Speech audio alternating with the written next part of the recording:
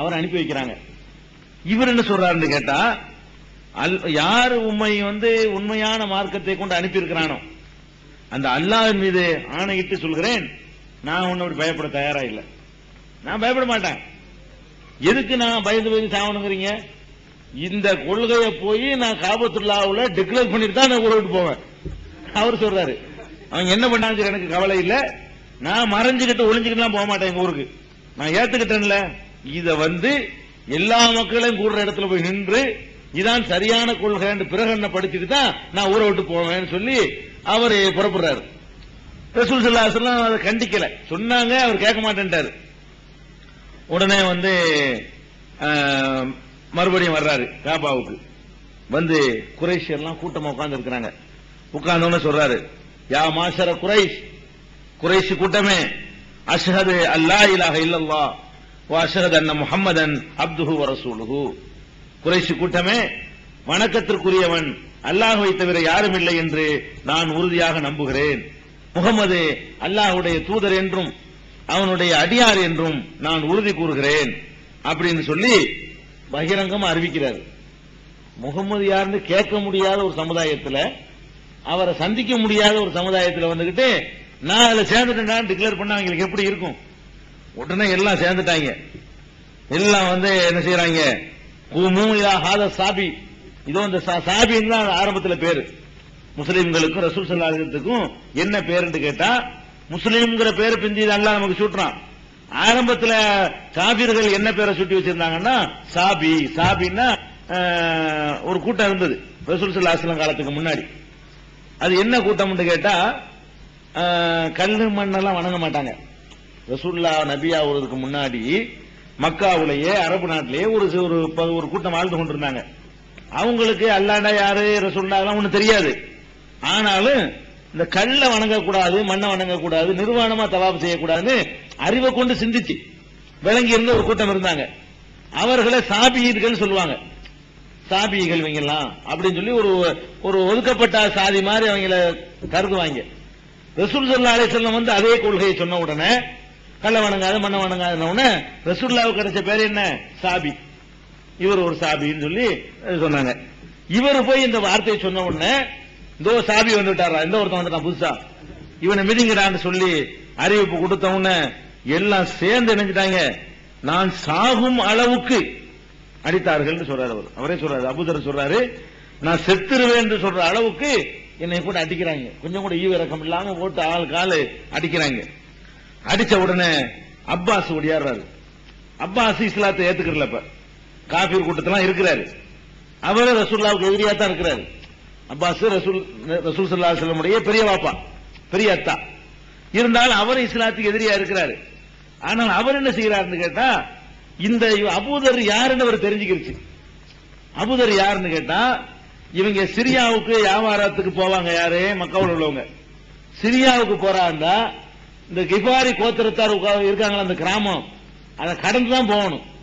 அந்த வழியை தாண்டாம இவங்களுக்கு போக முடியாது. அவர் ஓடி வந்து சொல்றாரு, யார கூட அடிக்கிறீங்க? இந்த கிஃபாரி கோத்திரத்தால பிடிச்ச அடிச்சீங்கன்னா நீங்க வியாபாரத்துக்கு போக முடியுமா? இந்த ஊரை விட்டு கடந்து எங்க வெளியே போக முடியாது. அவனை தாண்டி தான் நீங்க சாமுக்கு சிரியாவுக்கு எல்லாம் போகணும். அதனால இப்படி அடிச்சுக்கிட்டு செத்துட்டாருவாங்க, அவ்வளவுதான். அவங்க தொழில்கள் எல்லாம் போயிடும். அந்த கூட்டம் கூட ஒன்னா திரண்டுருவாங்க. வெளியூர்காரனை போட்டு இந்த மாதிரி அடிக்கிறீங்களப்பான்னு சொல்லி அவர் சொன்ன என்னை விட்டுட்டாங்க. விட்ட உடனே மறுபடியும் நான் என்ன செஞ்சேன், மயக்கம் மூர்ச்சி விட்டு இருக்காரு. விட்ட உடனே தெளிஞ்ச பிறகு மறுபடியும் தெரிஞ்சுட்டு மறுபடியும் அஷ்ஹது அல்லா இலாஹ இல்லல்லாஹ் அங்க இருந்துகிட்டேன். நான் சேர்ந்துட்டேன், என்ன செய்வீங்க அப்படிங்கிறாரு. ரொம்ப ஒரு தைரியத்தை பாருங்க. அன்னைக்கு எந்த ஒரு பக்கபலமும் இல்ல, எந்த ஒரு துணையும் இல்ல. இவர் மாத்திரம் அந்த ஊர்ல நின்று கொண்டு இதான் சரியான கொள்கை அவ்வளவு உறுதியா சொல்றாரு பாருங்க. அந்த உறுதியை ஒரு பக்கம் நம்ம பாடத்தை கத்துக்கிறேன்னு. ஆனா இதுல தெரிஞ்சுக்கிற வேண்டிய விஷயம் என்னன்னு கேட்டா, இந்த இஸ்லாமிய பிரச்சாரம் என்பது நம்ம நினைச்சது போல அப்படி ஒன்னும் லேசா ஒன்னும் நடந்துடல. சும்மா நம்ம நாட்டுல கூட்டம் போட்டு பேசுறோமே, பர்மிஷன் வாங்கி பப்ளிக்ல போட்டு இங்க எல்லாம் ரோட்ல எல்லாம் உட்காந்து பேசுறோமே, இப்படியா? எங்க இருக்காங்க ரசூலுல்லாஹ், எங்க இருக்காங்கன்னு தெரியலங்க. ஒளிந்து வாழ வேண்டி இருக்கிறது. ரசூலுல்லாஹ் எங்க இருக்காங்கன்னு ஒருத்தர் கேட்டா கண்டுபிடிக்க முடியாது அந்த ஊர்ல. அந்த அளவுக்கு இறுக்கி அவங்களுடைய நடவடிக்கை எல்லாம் சுருக்கி என்ன பண்ணிட்டாங்க, அவ்வளவு கொடூரம் பண்ணிருக்காங்க, அவ்வளவு கொடுமை. இந்த கொடுமைகளுக்கு மத்தியில தான் பெருமானார் ஸல்லல்லாஹு அலைஹி வஸல்லம் இந்த பிரச்சாரத்தை ரகசியமான முறையில் இப்படி தேடி வர்றாங்க பாருங்க, ஆளை விட்டு ஒருத்தரையா பிடிக்கிறது. இப்படித்தான் இந்த இஸ்லாமிய பிரச்சாரம் வந்து ஆரம்பத்தில் வளர்ந்தது. இதே மாதிரி இன்னொரு சம்பவத்தை எடுத்துக்கொள்ளலாம். அம்ர் இப்னு அபஸான் ஒருத்தர், இவரும் ஆரம்ப காலத்தில் இஸ்லாத்தை ஏற்றுக்கொண்டவர்கள் உள்ளவர் தான். இவரும் வந்து வெளியூர்காரர் தான். இவர் என்ன சொல்றாருன்னு கேட்டா, எனக்கு ஆரம்பத்திலேயே இவங்களுடைய பழக்க வழக்கம் பிடிக்கல. இவர் சொல்றாரு, அம்ர் இப்னு அபஸா சொல்றாரு, ஆரம்பத்திலேயே பார்த்தா இவங்க என்ன கல்ல வணங்குறாங்க, நிர்வாணம் பண்ணிக்கிறாங்க, தண்ணி அடிக்கிறாங்க, ஒரு வரையறை இல்ல. இந்த மக்களுடைய பழக்க வழக்கம் எனக்கு பிடிக்கல. ஆனாலும் நான் எனக்குள்ள அதை வெறுத்து ஒதுங்கி இருந்தேன். சில செயல்கள் வந்துங்க இயற்கையாவே நமக்கு பிடிக்காம இருக்கும், அல்லாஹ் நம்ம அப்படி காப்பாத்துவான். இவர் அது மாதிரி உள்ள ஆள் போல இருக்கு. இவர் சொல்றாரு, இந்த மக்களை எல்லாம் நான் பார்த்தேன், ரொம்ப கேடு கட்டு போய் ஒழுக்க கேட்டுலையும் முட்டாள்தனமான கொள்கையிலையும் கல்லு மண்ணை வணங்கிக்கிட்டு இந்த மாதிரி இருந்துகிட்டு இருக்கிறாங்கன்னு சொல்லி நான் வெறுத்து ஒதுங்கி இருந்தேன். அந்த நேரத்தில் மக்காவில் ஒருவர் வந்து உங்களை மாதிரி தான் சொல்லிட்டு இருக்காரு, இவர் இந்த மாதிரி அந்த கொள்கையில் உள்ளவர் தானே, நீங்க மாதிரியே ஒரு ஆள் மக்காவில் ஒருத்தர் தோன்றிருக்காருங்க, அவரும் வந்து இதே மாதிரி வந்து பிரச்சாரம் எல்லாம் பண்ணி அவர் ஒரு தனியா ஒரு கூட்டத்தை சேர்த்துக்கிட்டு இருக்காரு அப்படிங்கிற ஒரு செய்தியை எனக்கு நான் கேள்விப்பட்டேன். கேள்விப்பட்டோன்னு உடனே வாகனத்தில் ஏறி நேர ரசூல் ஸல்லல்லாஹு அலைஹி வஸல்லம் வந்து நான் வந்துட்டேன்.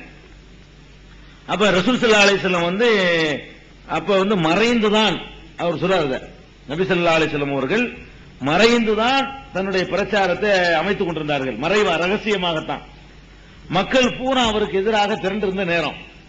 அந்த நேரத்தில் நான் போனேன். போய் எப்படியோ ரசூல் ஸல்லல்லாஹு அலைஹி வஸல்லம் அவங்கள்ட்ட வந்து நான் கண்டுபிடிச்சிட்டேன். கண்டுபிடிச்சி ரசூல் ஸல்லல்லாஹு அலைஹி வஸல்லம் போய் இவர் கண்டுபிடிச்சது அபூதர் விவரமா சொன்னாரு, இவர் சொல்லல.